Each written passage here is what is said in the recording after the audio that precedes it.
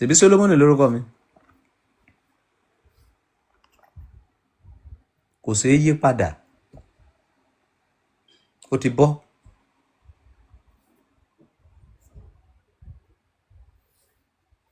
Àwọn ọmọ mi méjì tí mo bí síwájú, mo sọ̀kan ní Abigail, mo sọ̀kan ní Esther. Last one yìí nìkan ló bọ́. Àwọn méjì yẹn náà wọ́n ti pẹ̀lú àwa ẹrú. Last eléyìí tí mo ṣẹ̀ṣẹ̀ bí ni mo pè ní Awóyẹmí. Àwọn yẹn ló bọ́ lọ́rọ̀ tó wà nílẹ̀.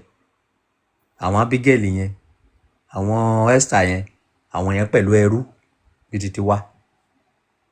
Torí ìgbà tí máa sọ àwọn ọmọ yẹn lórúkọ mo sì gbẹ́sìn lórí. But last one yìí mo ti já. Ọmọ yẹn náà á máa béèrè pé kí nìdí bàbá wọn ṣe fẹ́ pè wọn Awóyẹmí. A sọ pé àwọn ẹ̀gbọ́n ẹ̀ yìí kọ́ orúkọ tó ń jẹ́ orúkọ ẹrú ni o. Orúkọ tó ń jẹ́ kì í ṣe tilẹ̀ wa o.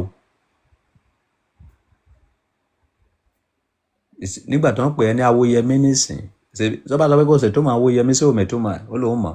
Ẹ béèrè pé kí lè tó mọ Abigail. Abigail abóbìnrin, ìyẹn jẹ́ orúkọ gidi. Àbí kí la fẹ́ sọ? Abóbìnrin. What is the meaning of Abigail? Esther. Bóyá san pépà ló jẹ́ Esther, a ò mọ̀. Wọ́n gborúkọ wa lọ́wọ́ wa. Wọ́n gba èdè wa lọ́wọ́ wa. Wọ́n gba ìlànà wa lọ́wọ́ wa. Wọ́n gba àṣà wa lọ́wọ́ wa. Wọ́n gba ìṣe wa lọ́wọ́ wa. Kò sí nǹkan tí a lè sọ fún generation eléyìí. Ẹ lè gbọ́ mọ́. So easy ni nǹkan tó ti gbèsè èèyàn lórí láti ìgbà tó ti bí ẹ. Inú Jehovah's Witnesses náà bí mi sí. I'm a deep internationally Christianity. I know the reality of life. Generation wa yìí, ó ti bọ́. I'm working towards the next generation. Gbogbo ọ̀rọ̀ tí mo ń sọ níbi kò kan ẹ̀yin tẹ́ wà láyé. Ìdí nìyẹn mo fi sí YouTube. Tí bá ṣe program tó níbi máa download ẹ̀ sí YouTube at Ọba Solomon Àgbáyé 1. Tí àwọn ọmọ yẹn bá bẹ̀rẹ̀ sí gbọ́ ọ̀rọ̀ mi ní ẹ̀yìn táwa bá lọ tán, wọ́n ní nǹkan tí bàbá yẹn ń sọ yìí reality ni o. Because bí ilẹ̀ bá ṣe mọ́ lójú wọn máa là sí.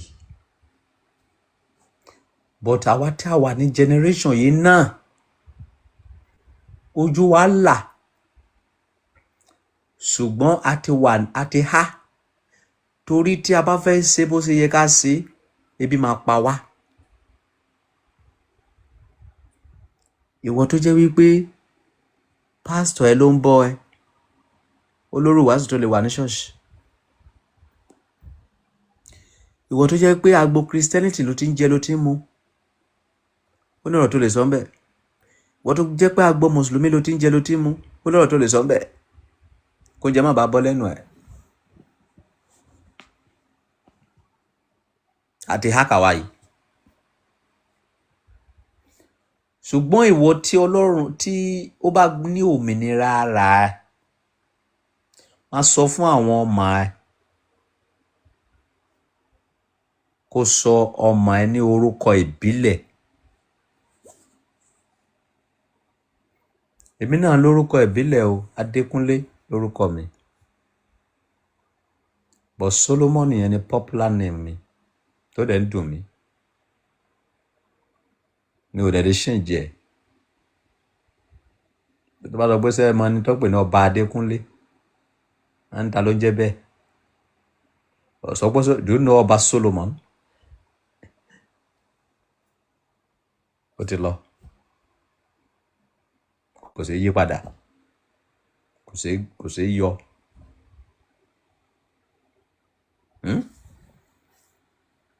Ó pẹ́ ni kò tí ì dànù.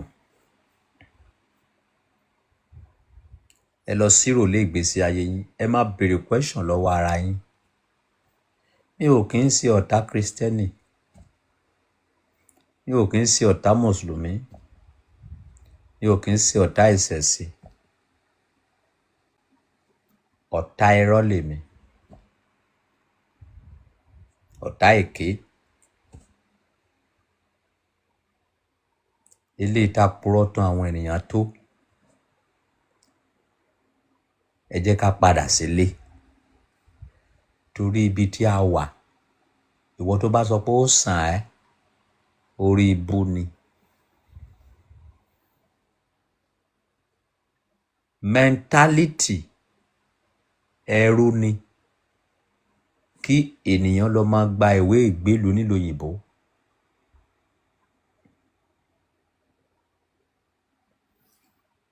Ó ṣègbé sóko ẹrú, ó ṣègbé sájò.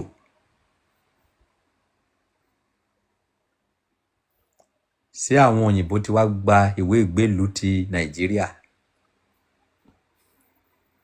Ǹjẹ́ o béèrè lọ́wọ́ ara ẹ rí? Ṣé àwọn òyìnbó ti wá gba ìwé ìgbélùú ti bí? Àbí àwọn fẹ́ di citizen Nàìjíríà? Kí ló dé táwọn ò wá síbẹ̀? Nǹkan tó máa fi tàn ẹni wípé torí pé ìlú yín ò dáa. Pẹ̀lẹ́ o Paradise,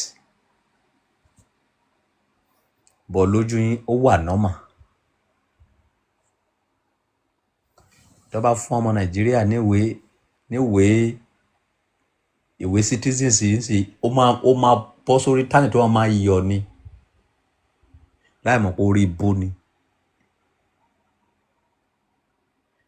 Inú ẹ dùn wípé o kì í ṣe ọmọ ìlú ẹ mọ́, ọmọ ìlú onílùú ni ẹ, ẹrú ni.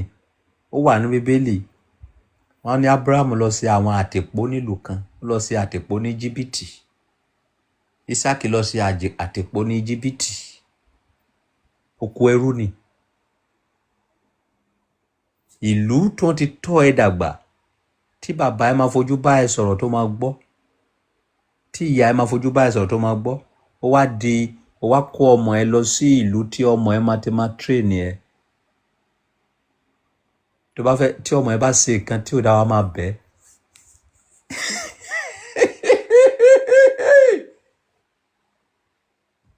Ó dẹ̀ wà normal lójú wa.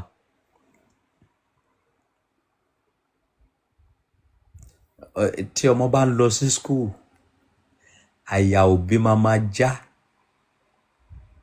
wípé kí ọmọ mi, Olúwa jọ̀ọ́ má jẹ́ kí ọmọ mi lọ tú àṣírí mi fún tíṣà ẹ o, pé mo nà ọ́ o.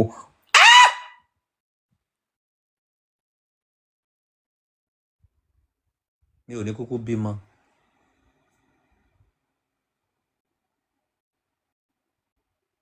Ṣé o bímọ? Ọmọ ẹ jáde láàárọ̀ lọ sí school, àyà wa ń já, ẹ̀rù wa ń bà á. Please don't tell your teacher. Ṣé o ní ọmọ? Wo bí ikún àti payín kéke, wo bí hypertension. Ọmọ ẹ bàjẹ́ lọ níṣojú ẹ. O ní access láti tọ́. O ní access láti fún ọmọ ẹ ní good lecture. Ayé ọmọ ẹ tójú ẹ bàjẹ́.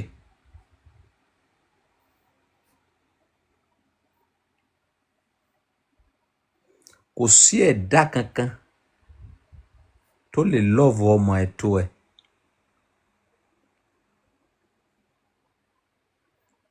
Kò sí.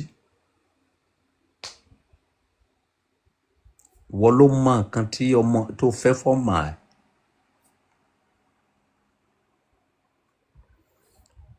Ibi tó rí búbà bàbá wa ní Áfíríkà pọ̀, a ò lè sọ tán. Ìlú tí obìnrin ti ń ṣe ọkọ ọkùnrin.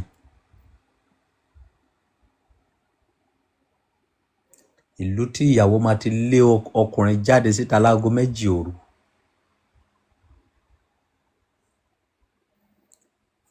Ìlú tí ọmọ tó máa jókòó sí pálọ̀ tó máa fa igbó lójú bàbá àti ìyá ẹ̀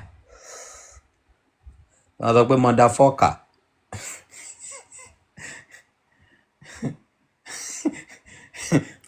tó wọn máa fa igbó lọ́wọ́ tí ìyá ẹ̀ máa sọ fún mi pé what are you doing? Hello mother, are you mad, man? Why are you disturbing my peace, man?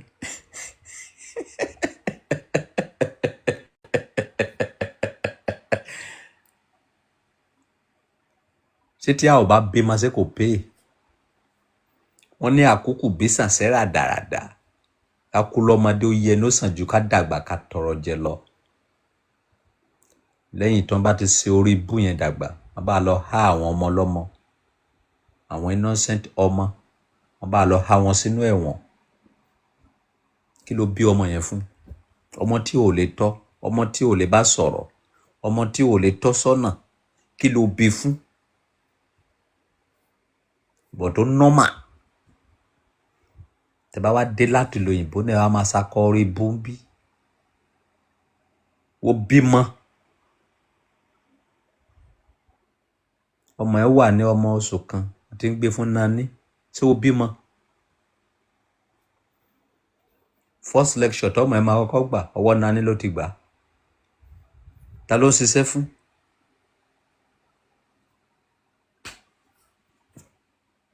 ṣe ráyé wá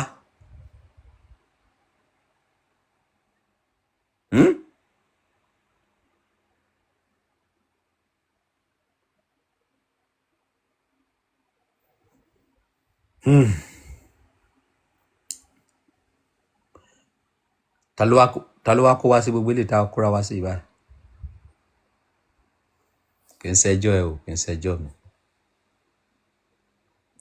ẹjọ́ àwọn bàbá ńlá bàbá wa ni nígbà tí èmi àti wọ́n wá sọ pé ẹjọ́ àwọn bàbá ńlá bàbá wa ni kí ló tí èmi àti wọ́n àṣẹ ṣiṣẹ́ sì di àwọn ọmọ wa tó ń bọ̀ lẹ́yìn orí ibú tó bá wa kó má bá àwọn náà